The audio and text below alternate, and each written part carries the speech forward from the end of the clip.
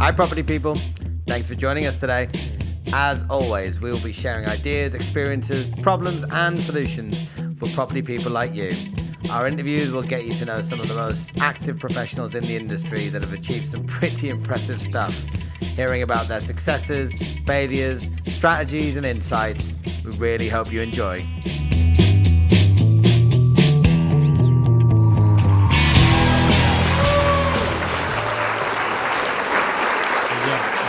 What you just said. Say exactly what you just said again, because I think that was a perfect way to get this started. Wow, on the spot. So, two people called Sam, both work in property, both have spent time in the same room, but never actually spoken with each other. And now, through this global crisis, pandemic, in the digital era, we've decided to come together across the ether to actually find out a little bit more about each other and have the conversation in public. Amazing. Yeah, absolutely spot on. And do you know what? I think that more and more people should be doing this. I was just talking to you beforehand about the fact that I am spending so much time now, particularly on Instagram, just every single person that follows me, everyone that follows me is always something to do with property.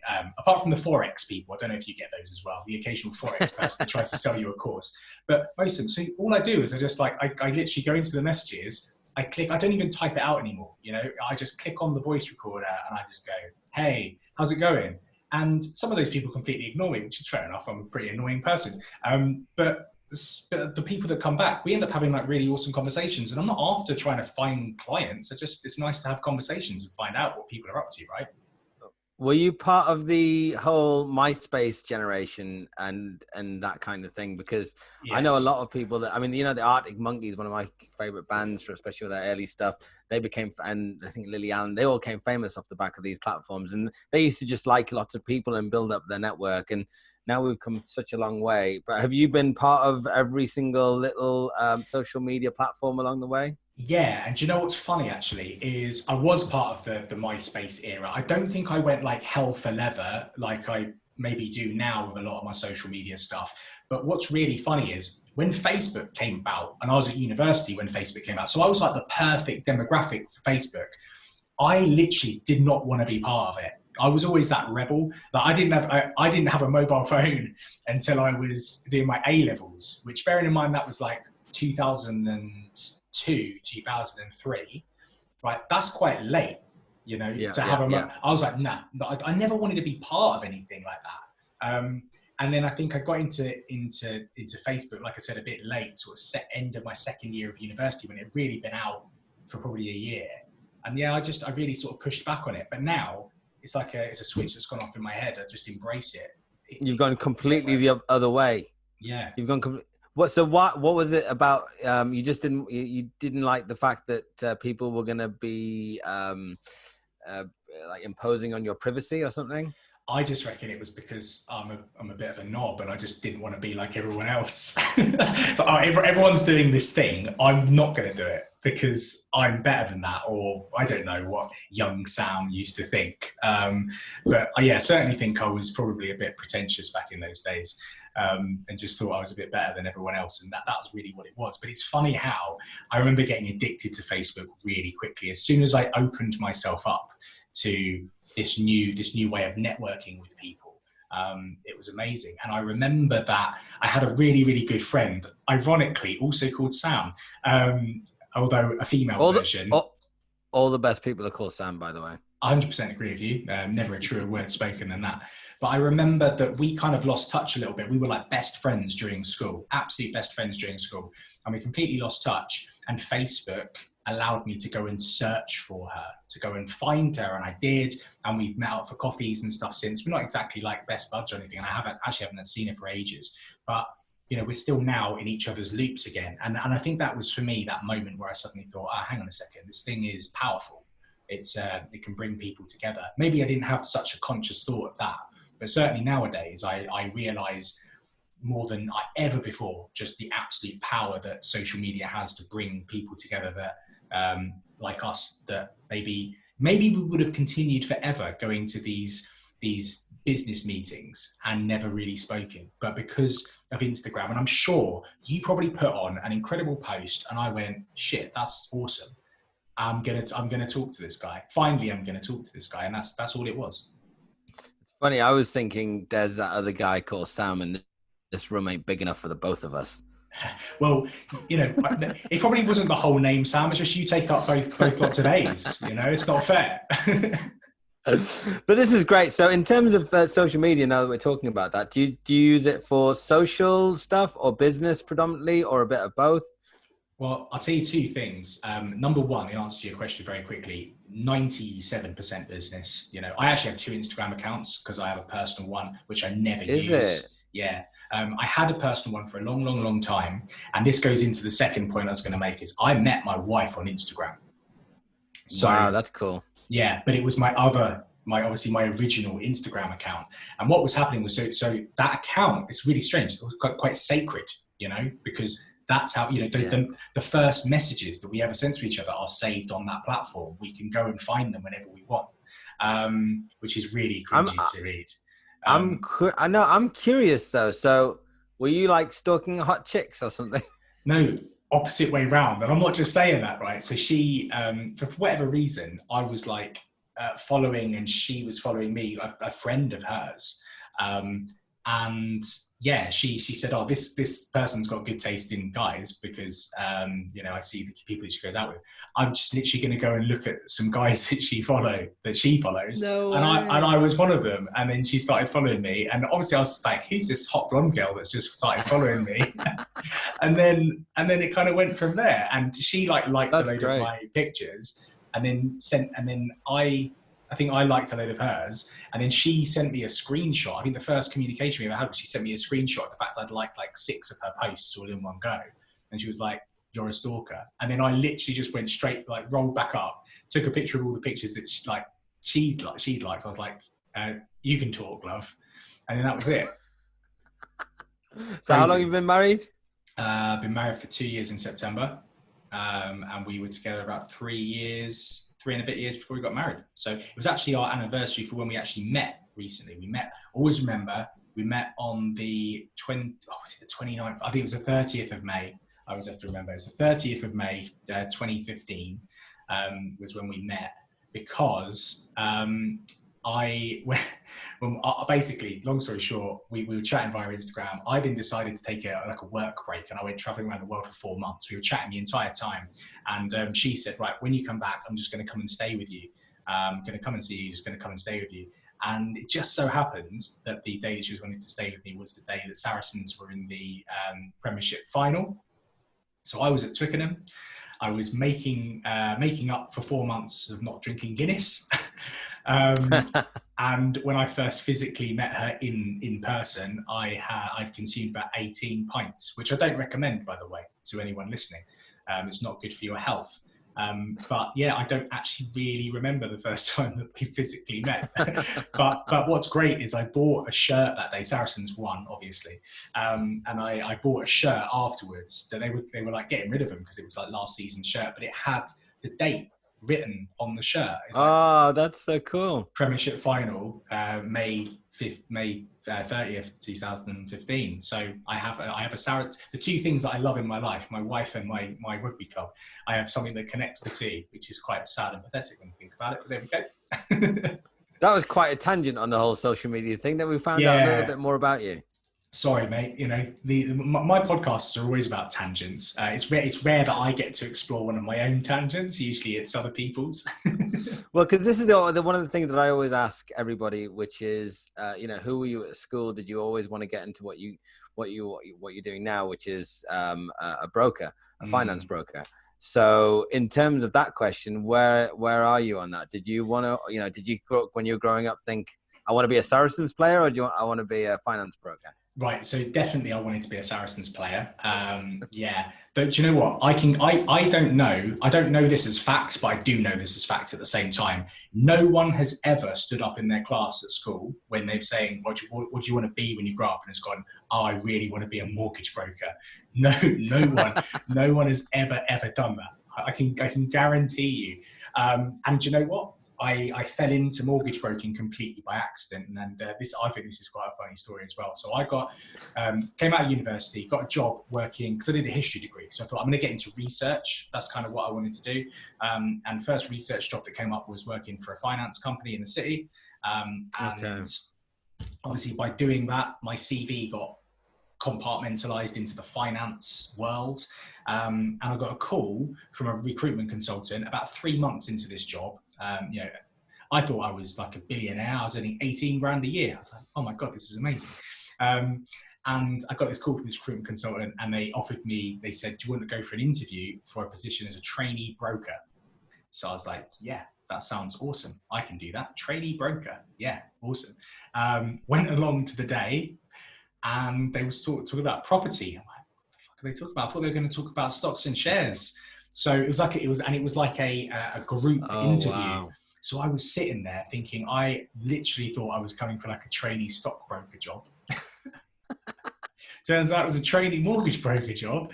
And out of the 10 people that turned up to this joint interview, I was the only one that got the job.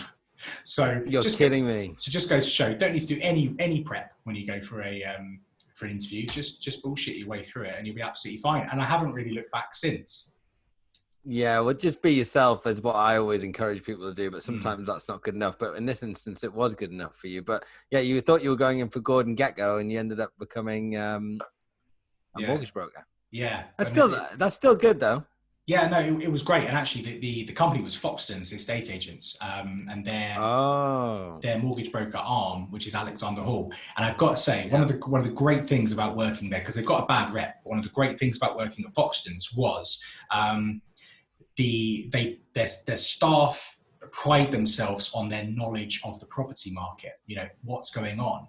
And the training there was intense as hell. I don't know what it's like at any other estate agents, but we went in, my batch of people that I was all going in with, we did a week's worth of intense training, which started at 8:30 in the morning and finished at 6:30 at night for a whole week, Monday through to Friday. Just prepping, training, learning about the property market. Because when you're training to be a broker at Foxtons or Alexander Hall, as the company is, you go through a process where the first thing that they get you to do, and I think this is a little bit like they're trying to break you, they're trying to sort the wheat from the chaff, is you are literally like number one salesperson. You make 250 calls a day to people all around London, just trying to get them to sell or rent their houses. That's it. That's all you do. It's just bang, bang, bang. In fact, it's not bang, bang, bang like that. You just have a headset on and you're away. And even their system was set up for you to be able to move from call to call without really having to do much. All you had to do was click a button.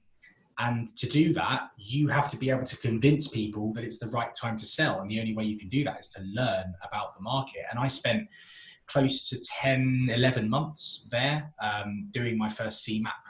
Part of my CMAP, which is the qualification you need to be a mortgage broker. And I was working 12-hour days, 8 till 8, pretty much 6 days a week, down in Chiswick, and I lived in North London at the time, so that was an hour and 45 minutes each way. And I put the time in, put the work in. I did all right, it wasn't awful, but I wasn't great at it.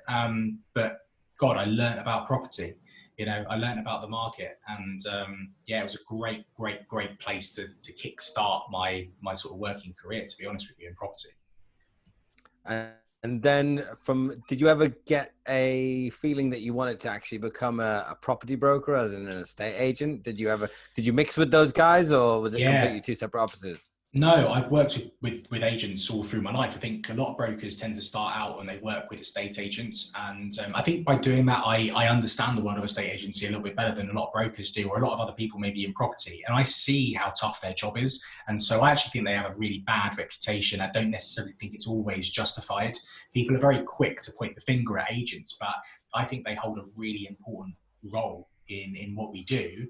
And look, they're allowed to have off days, these guys. Most of them work 6 days a week, pretty much have to give up every Saturday. I mean, I know, obviously I was going in a slightly different route, but I was still in the same room as a lot of people that were training to be estate agents for Foxtons, because this was in their head office.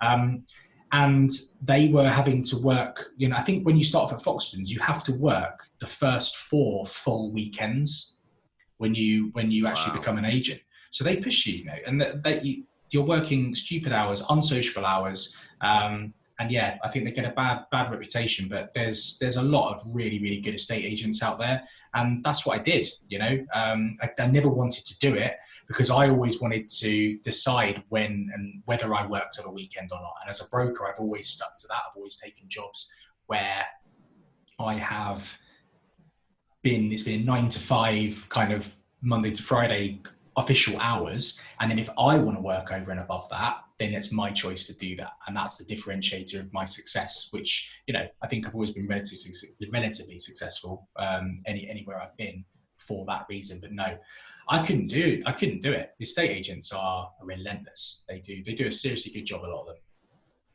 Yeah. I started out as an estate agent and I loved being an estate agent. And funnily enough, when I was growing up, that was kind of what I wanted to be. I wanted to like be an estate agent. Yeah. But the funny thing is as well is that the thing that I hated about it the most, and I don't like to use the word hate, I think it's bad for the soul, but the thing I disliked the least or the most was the fact you had to work Saturdays.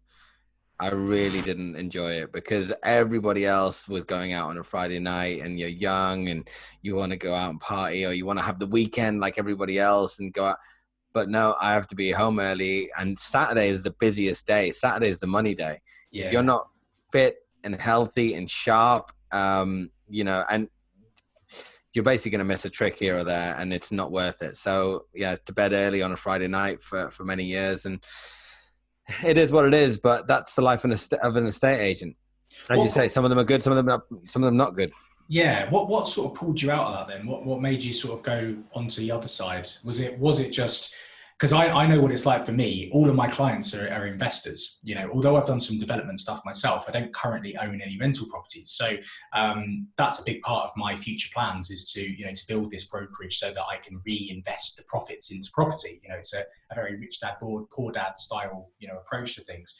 And I know that I know how important owning and investing in property is because of seeing what all my clients do. Was it a similar sort of thing for you, that you were seeing all these people kind of investing in property and you were saying like, hang on a second, I'm missing a trick here?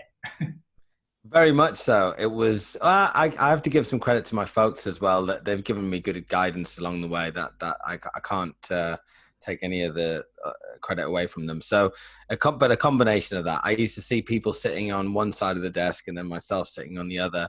And I always see these people have got hundreds of thousands of pounds to spend on these properties. Some of them are buy-to-let investors, and normally drive really fancy cars. And I thought, I think I'm sitting on the wrong side of the desk. This is great, but I need to be sitting on that side because that's where actually the big money is being made. Or you can be the branch partner or the branch manager and that kind of thing. But I thought, I'll go that way anyway. That's a given. But actually, well, this is the other thing. The people on the other side of the desk, they were free through the day. I was like, I have to be in this office. The branch manager needs to be in the office. So these guys are going out looking at properties through the day. So they must have loads of free time, or they must have. So I'm doing something not quite right here. And then it was so I was making quite good money being an estate agent, very young. And my dad had told me that, don't spend all your money, either give it to your mum or buy a property with it. So when it was a combination of all these things, I was like, okay, I'm not going to give it to my mum because that's really boring. I'll buy a property with it. And that's how it all started. And then when you made money off the first one, it was quite addictive after that.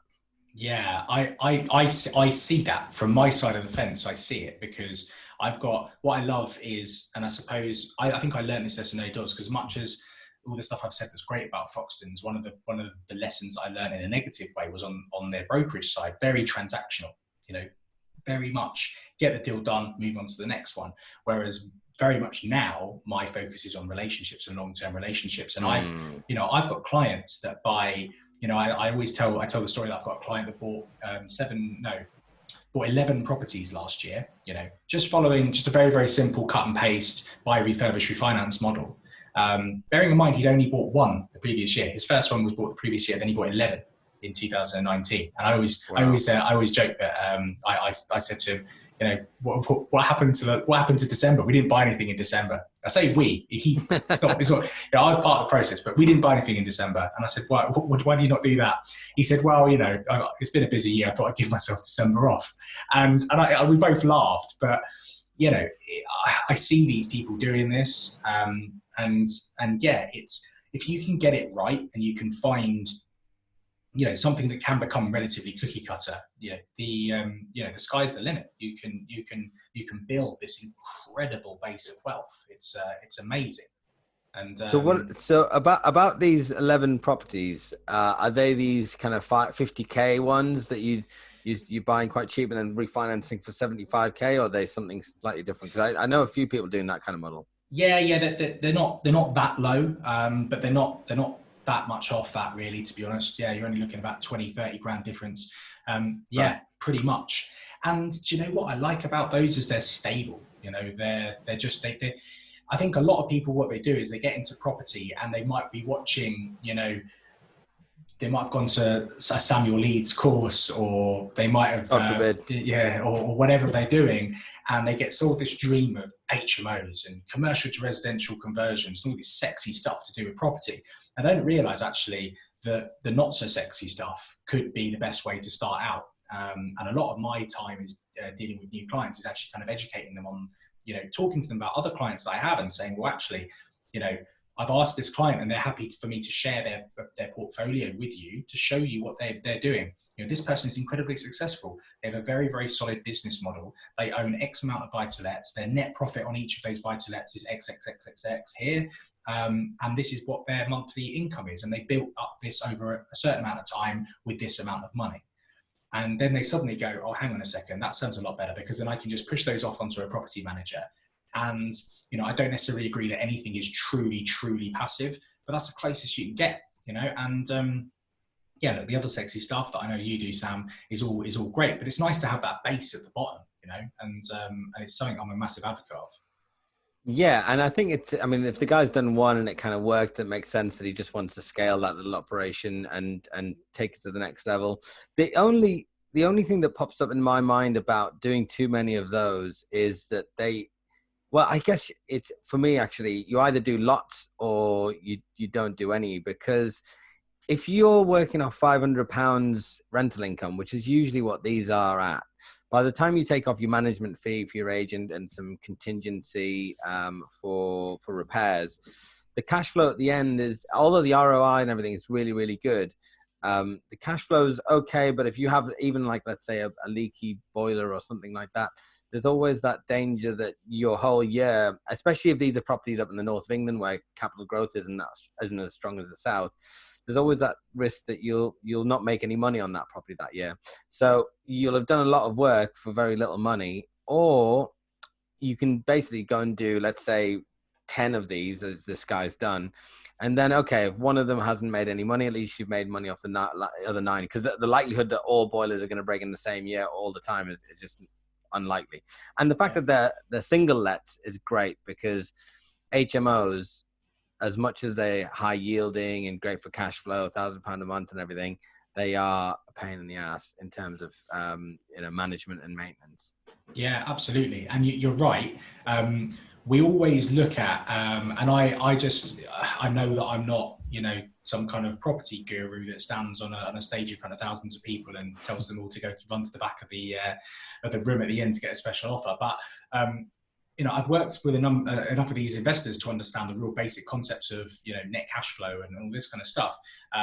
As I said, I've read Rich Dad Poor Dad, so I get it. So I just have this like really, really simple Excel spreadsheet calculator that I made, which just calculates real basic cash flow.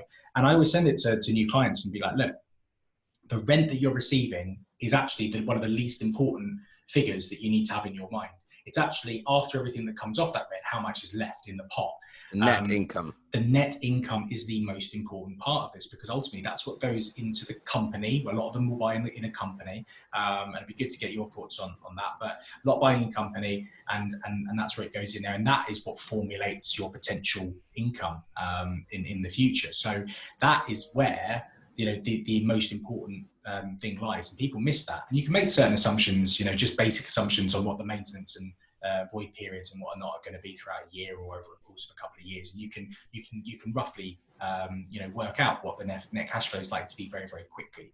So, you know, that's what I always push them. But the other thing I always say is, as well, is kind of not to not actually to think too much about this first year or this second year or this third year, because the best people that actually do this strategy are the ones that do not pull money out of it.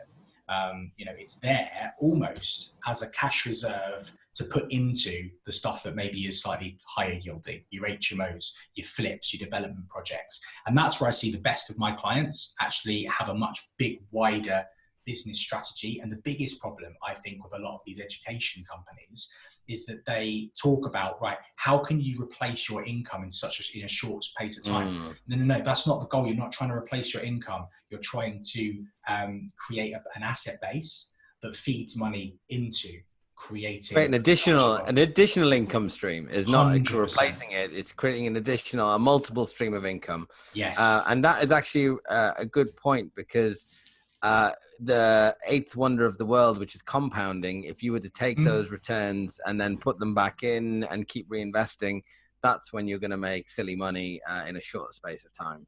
100%. I actually put a story up on my Instagram today, which was talking about that very concept of, in fact, I think I did a poll, which was, start a business first or invest in property. Which should you do? And the answer is both. Of course, you do both. You build a business that makes profits, that feeds into your property business, that buys the properties, that generates the income, that then goes back in and creates more and more income, and you compound and you compound and you compound. And this is where I think this is just literally one of my biggest bugbears in property, is this concept of short-term gain.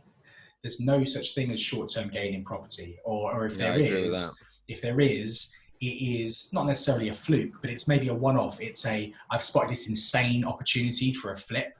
And we know some people maybe that will do trading and they'll make a quick gain, but that money that they're making from that quick gain is going back into that property company. And I'm a big fan of, and I did a YouTube video not so long ago entitled "Don't Give Up Your Day Job." Have that stability, have that thing that makes you money, that covers your outgoings, that covers your expenditure. Yeah. That day job might be the job that you own, might be you're a sole trader or you're a business owner. That's cool. But that should be what kind of, you should have something that covers you. The property, reinvest the profits and just keep growing it. Because as you say, the eighth wonder of the world is compounding, and that's exactly how it works. Yeah, I think that, in theory, that is exactly right. But what would you say to somebody that's like, damn, my day job is like killing me. I'm doing too many hours. I don't have any time. What would you say to somebody that's giving you all that? It's like, all my stories. This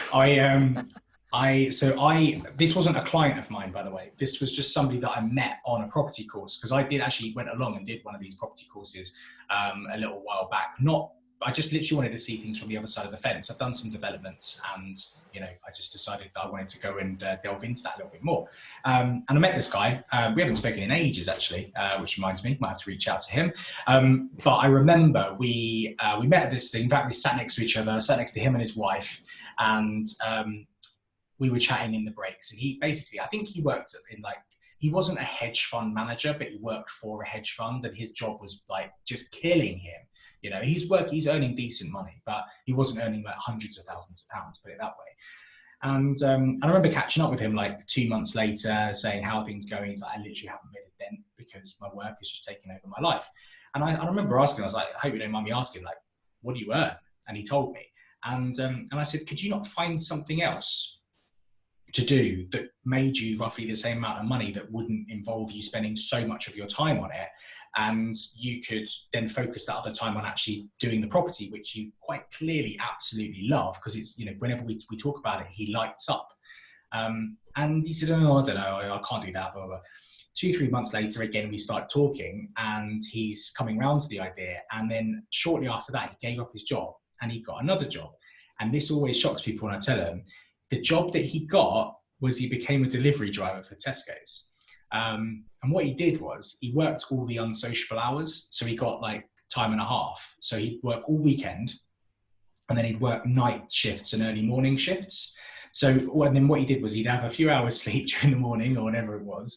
And then he'd go off and invest in property in during the day, basically. And he actually ended up earning pretty much the same by doing that, by actually taking a step back and thinking, what do I actually want out of my life? And he didn't want to be a hedge fund manager. He didn't want to work for a hedge fund. He hated it. You know, he used to say all the people he used to work with were knobs. And then he managed to get a job where actually for the vast majority of it, he's not having to interact with anyone. He sat there listening to podcasts and audiobooks and delivering people's groceries, and then, you know, and formulating plans and having ideas, and then he put them into practice during the day. And like I said, I haven't spoken to him for ages, but last time I was checking, he bought 2-3 properties and was doing great. I think that's basically sums it up, is that if you want something, you've just got to work out how you can go about getting it. It's not that you can't have it. It's about how you can think about how you manage your time. So I might have to go and be a delivery driver, which to some might think, oh, that's beneath me. You know, I'm overqualified. I used to hear that a lot when I was younger. Yeah. I'm overqualified, but I'm like, you know, we're fresh out of uni. These people are overqualified. Anyway, I'm not going to go into that, but the fact is that, yeah, I think if somebody is willing to do whatever it takes, which is the attitude that you have to have, there's always a way that you can move your time around. It does mean sacrifices. It does mean that, you know, that guy's going, I don't know what age he was when he decided to switch, but if all of his buddies are going out over the weekend, as we like to do, you know, over a weekend when we're young, you can't do that anymore. This guy was like early 40s, father of 3. That's insane. Yeah. Brilliant. Well, the fact that exactly. And the age doesn't really make too much of a difference at the end of the day, because it's about what you want when you want it. I mean, I must admit, when I was younger, I really, really wanted to go out every weekend. I really enjoyed it. Yeah. It was something that I thoroughly enjoyed. I love music and going out to clubs. It was actually, and on a Saturday night, I would try to get out as often as I could, because it was literally the only night of the week, because I'd be studying full-time or part-time at one point, and working the rest of the time. So I needed to be young. I felt the need to do what all of my other friends were doing that I'd grown up with, that were doing that kind of lifestyle. So I felt that I needed to do that. But at a certain point in my 30s, I decided, okay, I think I've had my fair share and I've enjoyed it thoroughly. And now really, I just live for what I consider to be a hobby that I'm lucky enough to call, that's my work that I'm lucky enough to call my hobby. Yeah. If you love what you do, you'll never work a day in your life. And I think that if you can find something like that, whether it's property or doing whatever else it is, if you're willing to do whatever it takes, you'll certainly be successful in the end. Yeah. Do you know what? There's another way of, I think about that a little bit, which is love the game. You know, don't just think about, you know, the goal, what you're trying to achieve. Actually love what you're doing day to day. You know, the ambitions of all, you know, my heroes, all the Saracens players, is at the end of every season, they're going to be lifting as many trophies as possible. But that isn't the only driver. It's getting out on that pitch every single week. It's getting out on the pitch during the week, on the training pitch, and just loving the game that they play. And I think just in anything that you do, whether it's in business, whether it's in property, whatever, you have to actually enjoy the day to day. Because if you don't, you know, the goal is always going to kind of be something that's far off in the distance. And I think this is key in property, because I think there's 2 different types of people that are in property. There are those that love it, and there are those that genuinely don't really love it. And you have to know which category you're in, because if you're not, isn't that like every industry?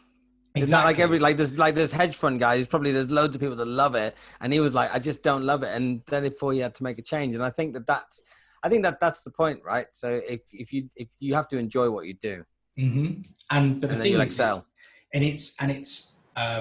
it's certainly, you know, I know it in my business. You know, I worked for a long period of time, really working with directors at mortgage brokerage firms, just really looking at process and what is important. Working in property, exactly the same kind of thing is, you know, if you don't enjoy going and doing viewings, work with a sourcer, you know, or on the flip side, everyone tells you don't do the building work yourself. Well, if you love doing the building work and you're qualified and it's what you do, then do it. You know, do the thing that you actually enjoy doing as part of the process. But the important thing is actually working out all the different jobs that are involved. You know, and I know it as a broker. Everyone thinks broker, that's a job. No, it's not. It's like I think we worked it out. Me and my business partner looked at the entire process from speaking to a client for the first time to what we would call like the follow-up, like 2 weeks after a completion. There were 42 stages in doing that we worked out. And every single one we looked at, right, who within a business is going to be best suited to take care of that particular role. And I think any business owner should be doing exactly the same thing. And you look at two things. Which of those tasks require you, and which of those tasks do you love doing? And you should do all of those tasks. Everything else, find someone else to do them, because it just creates an efficient business model. And I think that's the same with property, is that there are a lot of people that don't love a lot of the aspects of it. Well, if you don't love all of the aspects of it, that's okay. Just do the stuff that you do like, and outsource the rest. And delegate or outsource the rest. So these 42 stages, give me a couple of examples now. I mean, there's the big ones, so there'll be, we always send out what we call like a welcome pack when we first start. So that would be an email with, a questionnaire on it and some various forms that need signing, so that we can sort of gather some information. So that would just make up just one stage. Receiving that back clicks it into another stage, speaking to somebody for the first time, what we would call like a prospect, and that might be someone on Instagram. I mean, I get them daily. I'll get someone on Instagram, send me a message. Hi, Sam, blah, blah, blah, blah, buy to let, BRR, HMO, bridging, whatever. Can you help? That's like probably stage one. You'll get, when your application is submitted, that's a stage. When your valuation is instructed, that's a stage. When the underwriting is complete, that's a stage. When the offer is issued, that's a stage. And all of these have little minute mini stages around them. And I mean, for me personally, I actually think that there's too many brokers out there that oversimplify the process. If you break it down to that degree, I don't know if you've ever read the book The Slight Edge, and they talk about, making really minor changes. And if you make 1% improvements to your business has improved 100%. And that's the level of detail that I am going into at the moment, working out this new brokerage and what we're going to do with it. I want the service to be so slick that no one can ever come to me and say that they didn't get the best service and the communication wasn't right, and there's all sorts of little bits of automation that we can work into this. And, this is what I love. Do I love putting together application forms for bridging loans? No, nobody does. But I love talking to clients, and I love figuring out the best way of serving them. I love trying to work out how to communicate with them to a point where they're just like, this is the best thing ever, and I can't imagine anyone else wanting to use any other broker, because this is just the best process I've ever been through. And that's the ultimate goal on this. But as we were just saying, that's the goal, but I'm loving this process of finding out ways to make it as best as possible. That was a bit of a tangent off of what we were talking about, but it's good. You gotta enjoy the journey, not the destination. I totally get what you're saying. You've got to be able to identify in your business the different stages, what you're good at, what you enjoy, because those are the bits you'll do really well. And then you can't be a solopreneur. You can't if you want to do a bigger business anyway, you've got to be able to work with other people, and then you've got to find the people that do enjoy filling out the bridging loan application forms. Luckily, my business partner he doesn't really seem to worry. It doesn't worry him. He loves doing it. So I'm like, okay, cool. He's quite methodical, he likes that process of, right, do that task, move it on, do that task, move it on. And that works perfectly in terms of where our skill sets are. It's incredible. So finding those people who work with you is so important. I think I need to call up this wealth dynamics thing and get some commission, because I always ask everybody about what if they've done it and they should do it and everything. But I'm going to ask you, have you done it? No, and you're not the first person to ask me whether I've done it either. And I can't remember. Somebody did tell me what they think I was, which was a star supporter or something, I think it's called. They're like, yeah, you seem to fit that kind of category. I should probably do it at some point, And I think I even saw that someone was giving out half price discounts on it the other week. I probably should do it. I probably will. But yeah, talk to me a little bit more about it, because I'm not 100% certain what it is, to be honest. It's a psychometric test. It tells you whether you're introverted, extroverted. It tells you if you're methodical or kind of big pictured. And again, you could probably guess what most people are. So spending 50 quid, it's $97, I think. If you use the coupon Wealth50, you get it for half price. And if it's kind of obvious what you already are, then it's probably a case of you'll be gutted that you spent the money on it in the end, but you're like, well, it was a bit pointless. But at the same time, if anything, it reassures you of what you are, so that you think, you know what, actually, now that I've got confirmation of what I already knew, let me actually build my organization around that. Because like what you've already managed to do in a business partner is find somebody that does like the detail and does like to do all of that process, and you like to probably do the other thing, which means getting out there, getting in front of people, and that complementary. The best teams are different skill sets but same mindset, same work ethic. And if you can build that, because you're not only going to need there's not only two sides to the spectrum. I think they've got something like I think it's like 8. And it's just interesting. And there's different psychometric tests. There's ones that are free. This particular one is just focused on generating wealth. And overall, I found it quite useful. It is a bit subjective, as these things can be, but overall, I think if you're really trying to build a business, as you definitely are, it's a little bit of money well spent. And almost, I was thinking, one day when I really launch a business and start to grow a team and that kind of thing, would I insist that people, like Foxtons really push their people in their first week? Would I insist that people put their hand in their pocket and really, you want to be part of this team? Then you need to know for your own sake, but I also need to know that or I just make up my own psychometric test and do it for free. I haven't made my mind up about that. Do you know, two questions. Number one, I was going to ask you what yours was, but also I think I have actually done it. I think that when I did a job interview once, they asked me to do it. But didn't obviously give me the results. The results were for them. I got offered the job and I didn't take it, funnily enough. But I think I have actually done it before. But just picking up on what you said about maybe getting new employees to do it. But have you? I take it you've done it yourself. Yeah. The thing is, all of these big companies like Google, engineering firms, IT firms, they do these psychometric tests because they know that they need a specific type of person. So, for example, if you and your partner are doing well and you're building the team and you just need more people to fill out application forms and do more kind of paper pushing because you are out there meeting investors and that kind of thing, you're going to want to make sure you've got the right kind of personality, the right kind of mindset to do that kind of work. And if all these big companies are doing it, then I think that they know what they're doing. So I think it definitely works. And then what am I? I'm actually a supporter. Okay, so apparently we're the same category then. Yeah, I'm a supporter star, secondary star, and I'm a heavy supporter overall. Which actually, to be honest with you, I was really gutted when I got that. What does that actually mean? What does it mean to be a supporter? Obviously, we know what the term supporter means, but what does it mean in the context of the wealth dynamics? Well, what I thought it meant was like, oh, I'll never be the president of the United States. I'm going to be the vice president.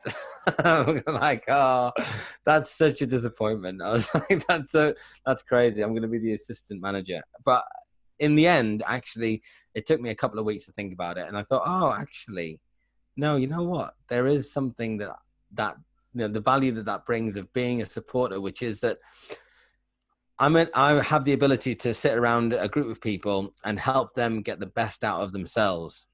And that, if I was putting a team together, would help me get the best out of whatever I'm trying to put together. That actually makes you the leader. It makes you that focal point at the top of a tree then, doesn't it? Yes, exactly. So in the end, I was like, okay, so I could one day run my own company. I don't need to find somebody else to run it for me, and I help them, which is what it sounded like. So, and that's what I like about these psychometric tests. I've actually, as a birthday present, I've bought it for other people. Really? Like, honestly, I should get commissioned for it, I swear to God. But because, these people, they talk a lot about money and they talk a lot about, gathering wealth. But some of the principles that I believe in, I just think that they don't have them, they don't follow them, and therefore they'll never get there. Doing whatever it takes. I honestly believe that that's one of them. I think, doing a self-audit on yourself about what your strengths and weaknesses are, and the ability to work in a team and build a team, they just don't think like that. They're always trying to penny pinch and cut the cost down. I'm like, you've got to focus on your revenue and get that up. All of these different principles, they just don't buy into it. One person told me once, oh yeah, marketing, I don't really pay too much attention to that. I'm like, what? It's like, it's number one. It's like, exactly, without any marketing, you're never gonna have any sales.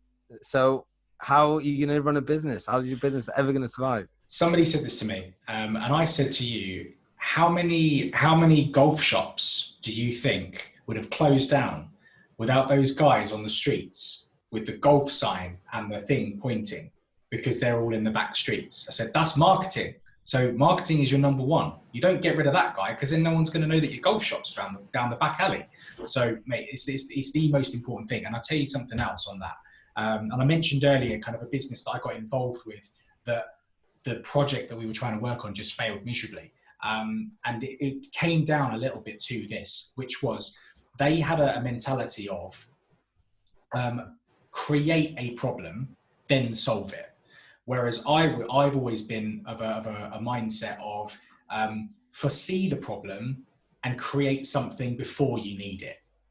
So that you don't have any problems. And the issue that we had there basically was I went into this wealth management company to build a brokerage within the wealth management company under their branding. And the idea was I was like, right, I need to sort a team out. I need you to pay for a CRM system for me. I need you to pay for a virtual assistant for me. I need you to pay for this, that, and the other, so that I've got everything in place to then fill the coffers with inquiries and business. And they were like, no, you use an Excel spreadsheet until you can't use an Excel spreadsheet anymore. I was like, this is not going to work. And effectively, that's kind of how it's come off. So now I have this 60% principle, which is when you get to 60% of your capacity, that's the time to start thinking about how to bring somebody else in, bring some kind of process in, bring an automation in, so that you don't go above 60%. If you go above 60%, you're starting to get into the realms of overworking yourself. So number one, you can make mistakes. Number two, you might not be providing the best service to your clients or your customers. And number three, you're stressing yourself out, which you don't want to be doing. So you get to 60%, that's at the point where you go, right, what could I do to get myself back down to 50%? And then I'll just find more customers to take me back up to 60%. But you never really want to go above 60%. And that's the principle that I've got with the new brokerage that we're going to be working on, me and my business partner are going to be monitoring almost on a weekly basis. Where are we with our capacity? What can we do to try and increase that capacity by bringing somebody in or bringing a process in to manage that? Because ultimately, the most important thing is service. And if you're overworked, then the service will suffer, your reputation will suffer, and it's a snowball from there. And I've learned that the hard way, to be honest with you. I went through a few brokers in my time, and the ones that I've stuck with are the ones that give me the best service, because at the end of the day, the money, where it comes from here or there, it's all the same. What I need is quick responses. I need you to be able to respond to me. I mean, I don't insist upon it, but the ones that reply to me late at night or on the weekend, they're going to get my business. So I think with that kind of industry, that kind of profession, I think service is everything. But I did want to ask you about CRMs. Which CRMs do you prefer or you'd like to use? So we're going to be using something called eKeeper, which we used to be called Mortgage Keeper, and we used it back when we were at Ennis, and it doesn't look fancy, but it's simple, and simplicity and integration are the two things that you need in that kind of system. We want to be able to provide automation. We want to be able to provide clients the opportunity to be able to have their own logins so that they can check out on stuff. They can upload their own documents, really make it as simple as possible. Because if we're, for them to, if we just take that as an example, because this is a massive, massive issue, I think, across the finance world, is documents and scanning and uploading and all this kind of stuff. We're trying to create to cut as many of the processes out of the equation, create something really slick. And if I have to go to, at the moment, I'd have to go to a client, right, I need you to download your document. I need you to save it on your system. I need you to email it to me. And actually, you might not be able to email everything all at one go, because then the email attachment is too big and it won't send and all that kind of stuff. Actually, here's a login. Just save them all here, and then I'll be able to access them nice and easy.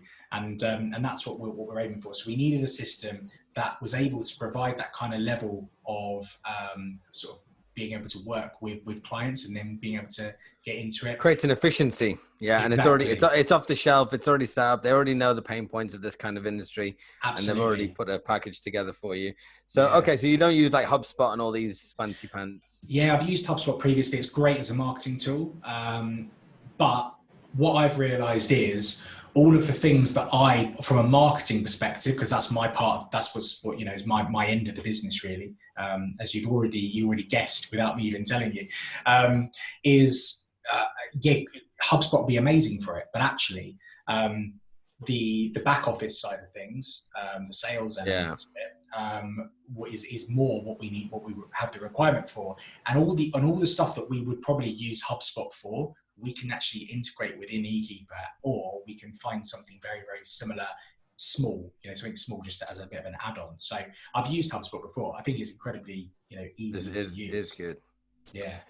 Since we've established that you are into your marketing, what's your take on TikTok? So I've got a weird take on TikTok because I fully understand how important it is. It's massive, and it's going to be massive. I made a massive error with TikTok. So what I've found with TikTok over a lot of other platforms is how you start in TikTok. It really, really defines where you go. So I opened it up as like, this is fun. I'll have a play around with it. I created a couple of stupid little videos that weren't really anything to do with my business. And it obviously categorized me in something other than finance, business, property, whatever. I then started smashing out, 3-4 videos a day on this something completely different to where it had set me, and it didn't do well. The videos that ended up doing well, that went relatively viral, which got into the several thousands of views. I think the biggest one was like 40,000 views or something that I got on a wow, well done. That was something that was just slightly off my topic. So I think it was actually something silly. There was two. There was one that did really well where me and my business partner got invited to go to Old Trafford to watch a game. And we did a video of us going on the tram, which we thought was funny. And it did really, really well. So nothing to do with finance at all, or property. The other one was me literally just saying about how the Bank of England base rate originally went down to, what was it? Did it go down to 0.25 first of all from 0.75? I think that was the first drop. Just a video of that, and I think it got like 40,000 views, just randomly out of nowhere. And I couldn't get it to work. My plan is to erase my page and start from scratch. That's what I'm going to do with it. So it's on the agenda. But yeah, I'm a big fan. I think it's like anything. When we were talking earlier on about Facebook. And I was saying how I was the perfect demographic for it when it started out because I was at university. The perfect demographic for Facebook anymore is not people at university. The perfect demographic for Facebook is probably people in their 30s and 40s, and maybe even 50s, 60s, 70s, 80s. Instagram used to be for kids. Now it's for people in their 30s and 40s as well, or maybe 20s. TikTok's going to go through the same thing. Yeah, it's for 14 to 18-year-olds now or below. And I used to find it really weird when I used to get a follower that was like 13. I'd be like, oh, okay. Don't know why you're interested in mortgages, but there we go. Each to their own. But, those 13, 14, 15, 16, 17, 18-year-olds, guess what? They grow up and that's going to be their platform, and they're going to grow with it. And in 10 years time, they're all going to be in their 20s, potentially property investors. And they may be my perfect demographic for finding clients. So it's incredibly important. So you're going to actually go and delete the whole profile, start from scratch, get rid of those 40,000 viral videos. Yeah. 40,000 views. Yeah. It's worth it. Yeah. Because it's, I need to reset it because it's not, what I may do, I basically, when I realized, so you have to change, you have to change the email address. You have to change everything basically. What I'll do is I'll just delete the profile and then I'll just start it again from scratch. So I will probably, I'll have a different email address by then anyway. But I should be able to use the same profile, like username. But is it not going to go the same way as Snapchat? I think it very much depends on the Facebook/Instagram reaction to it. We've seen that Facebook and Instagram rule the world. They genuinely do. Well, Facebook does, and Facebook owns Instagram. And what Facebook does is whenever something happens, they create something and just try and do it better. Now, they did, the first instance we saw that was with Snapchat. They bought Instagram and they created Instagram stories. Instagram stories knocked Snapchat out the park pretty much, within a year. And, who uses Snapchat anymore? I certainly don't. And now actually more people use Instagram stories or interact with Instagram stories than they do Instagram feed. And people don't realize that. That's how big that was. So Facebook made a massive, massive step there. Recently, Facebook have launched their own internal version of Zoom. They've seen that how important Zoom and House Party and stuff like that have been during this pandemic. They've created their own version of it. So who knows? Maybe they're going to look at TikTok and they're going to say, right, how can we recreate? Look at why people are using TikTok, and they're going to recreate that within their own platform. Or who knows? Maybe they'll just buy it. They could well just go and buy it. They could. It's Chinese owned though. I don't know, it's going to be, but anyway, the point is that that was my initial thing. The reason why I never got on TikTok, because I was like, Instagram's going to incorporate it soon and it'll all be on Instagram anyway. So what's the point?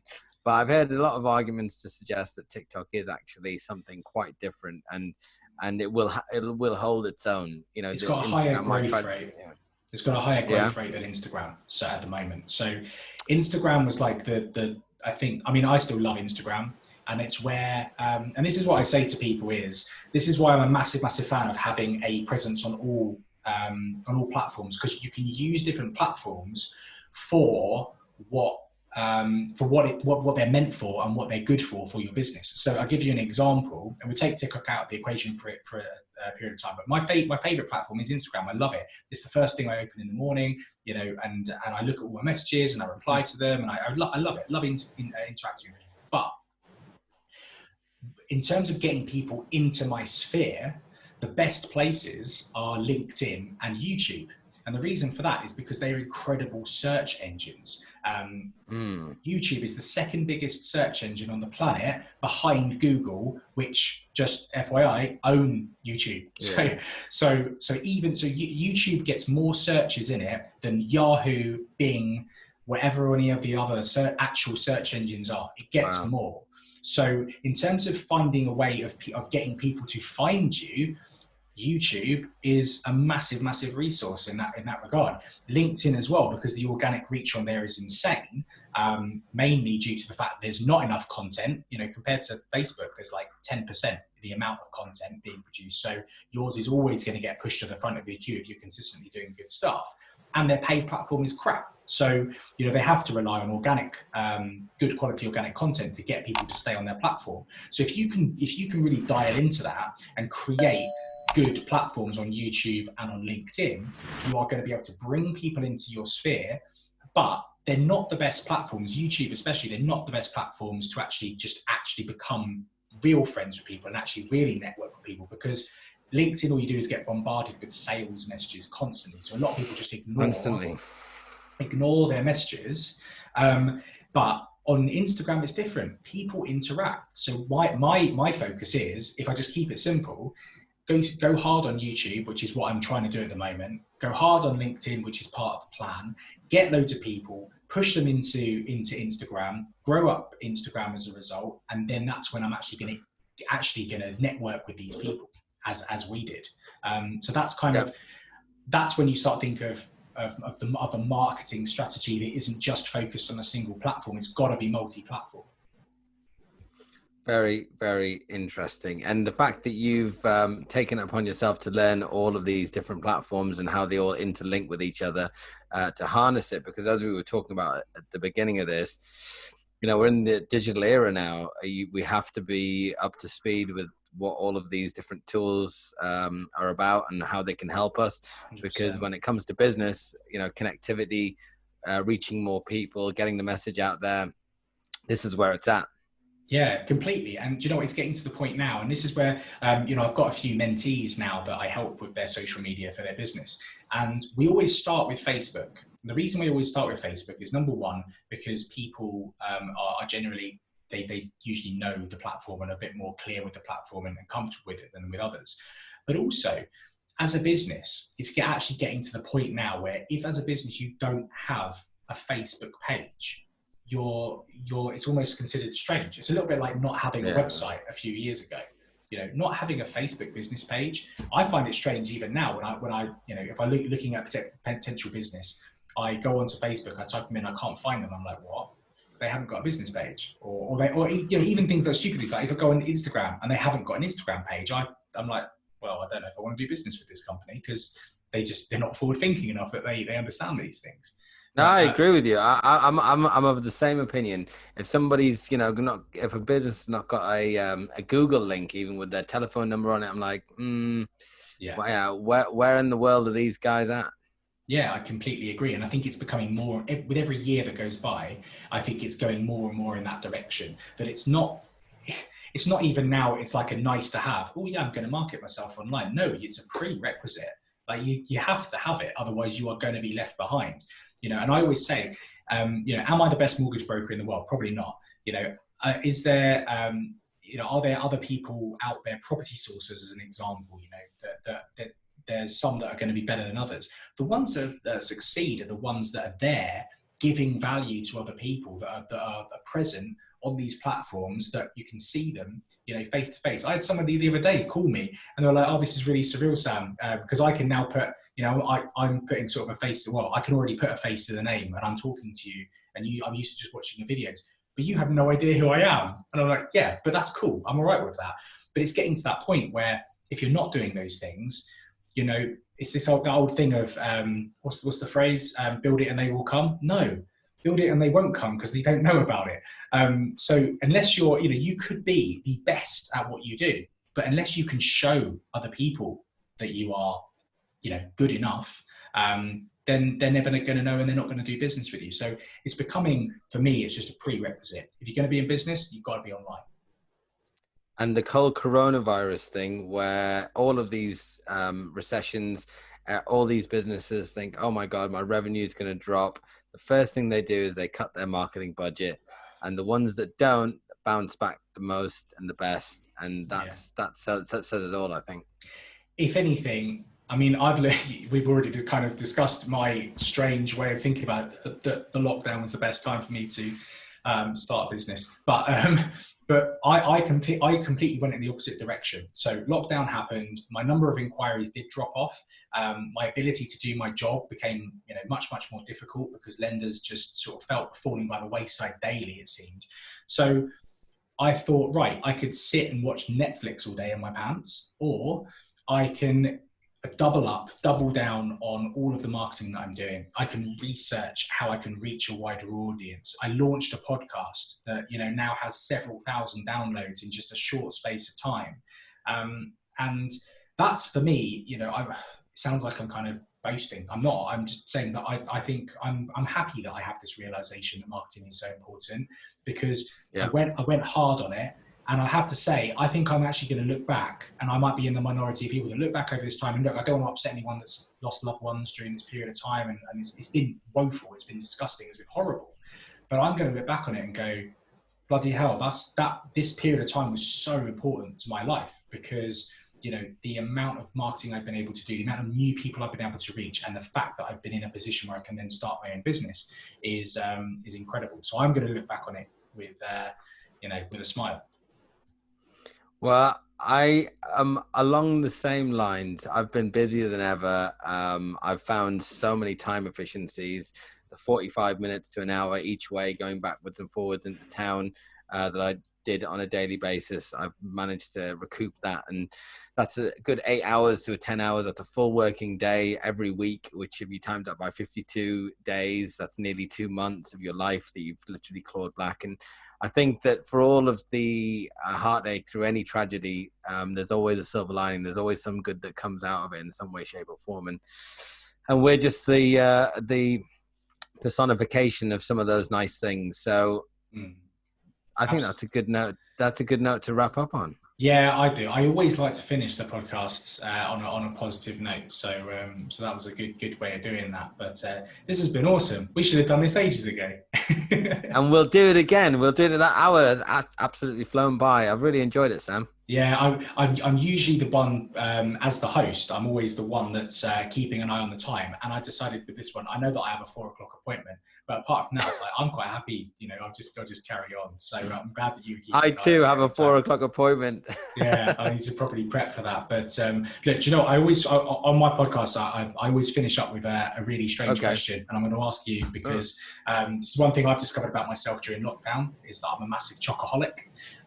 So I'm always interested to hear what other people's favorite chocolate bars are. Like maybe it's something from your youth that was like, it resonates like an amazing memory or something like that. Because I don't really have a favorite. I'll pretty much consume anything. I was about to say, I'm such a chocoholic that I literally go for anything and everything. I mean, everything from your cheap and nasty Freddos, Yes. to your classic dairy milk, fruit and nut, through to Lindt, the Lindt chocolate, the red one, and the red. Yeah. Oh, that's so good. Yeah. But yeah, I think that those ones, yeah. And I just had a twirl bar earlier today, Cadbury's twirl bar. Yes. I mean, I love Lions every now and then. I love toffee crisps.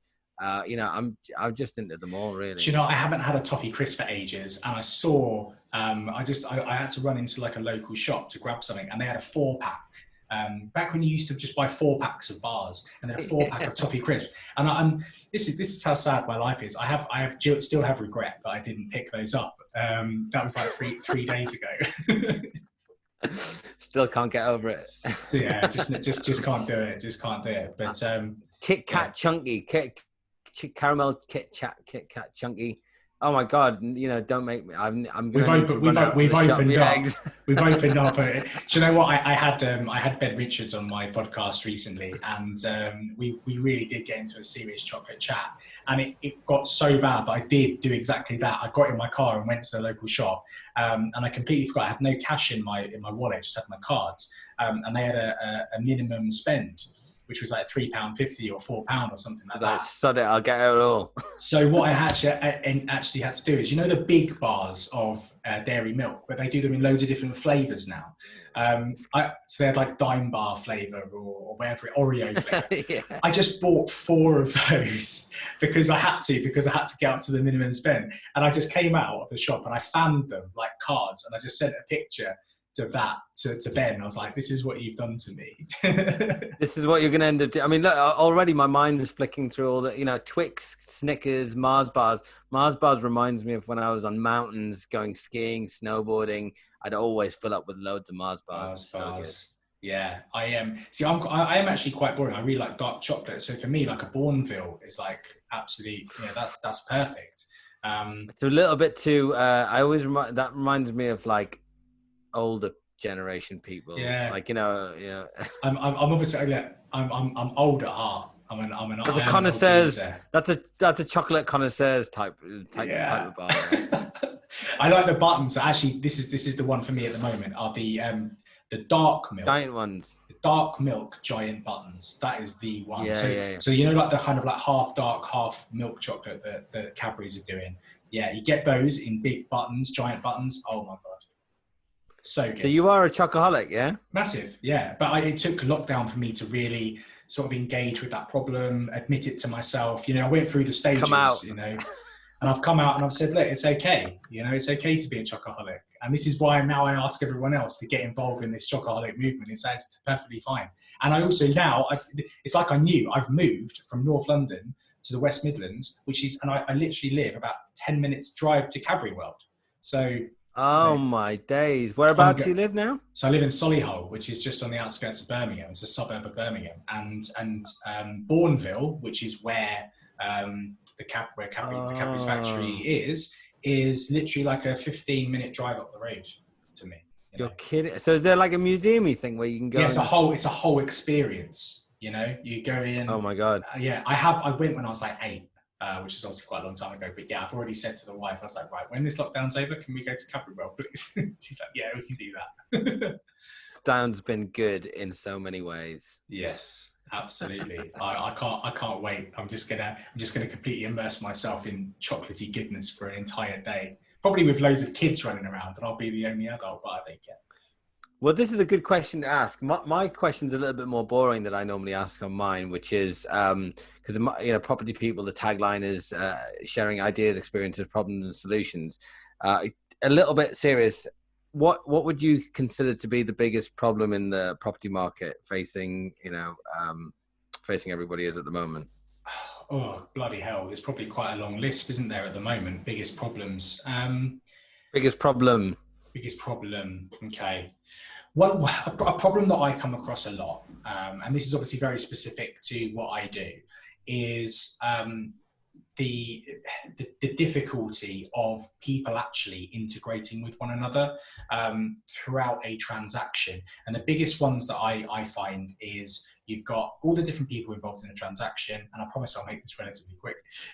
You've got, myself as a broker, you've got surveyors, you've got underwriters, you've then got potentially, on certain cases, 3 sets of solicitors. And this is where the issues come, is when everyone doesn't realise we're all working towards a common goal with that particular transaction. And particularly with solicitors, sometimes they can be quite old school in their approach. Yeah. And it suddenly becomes a bit of a dick measuring competition. I don't know if I'm allowed to say that on your podcast, but rather than everyone just working together. And that for me is a massive, massive problem, because it stalls so many transactions that could be sewn up like that aren't. And that for me, that's just one that I'm involved in a day-to-day. I'm sure it's not as big as some other out there, but that's just the one that came to my mind. And if we can eradicate that issue, I think everyone's going to have a much easier life. I totally agree. And the bottleneck is the solicitors. They just sit on stuff, and I think it's whoever shouts at them the most, they start to work on that file, and they just pile them up, and I'll get round to it. And when I get round to it, but if I'll only do it if somebody chases me, really. Yeah. So what's the solution then? I mean, look, a lot of lenders go in for dual representation, which helps on a buy-to-let, on a sort of bridging case sometimes, which just means you've got the same firm acting on behalf of both the lender and the client. That can be, I've seen there being problems in that, but also I think that helps massively as well. But just getting rid of this whole like email DX culture for solicitors, use your phone. We've got these things, they're really easy to use, just pick them up. Communication, and just getting up off your ass. Maybe if there was a better way of creating some kind of system, and maybe this is going to be lender led, where they can create a system of document exchange, just to make that whole process for solicitors a lot swifter. But wasn't it something similar that you were mentioning earlier, like these VDRs, these virtual data rooms, that you can just upload everything and then somebody just has to review it?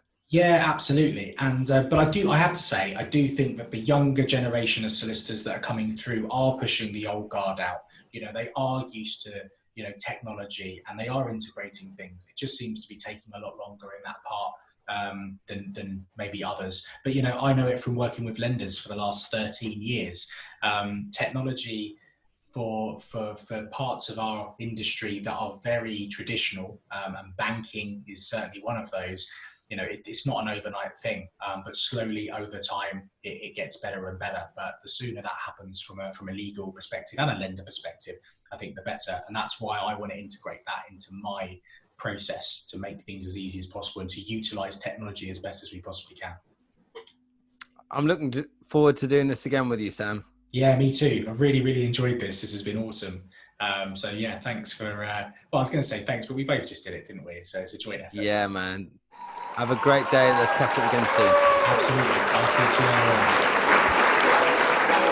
Thanks for tuning in today. We've got lots more super active property people coming up. So keep up to date. Click the subscribe button, hit the bell icon, leave us a comment, share us and find us across social media.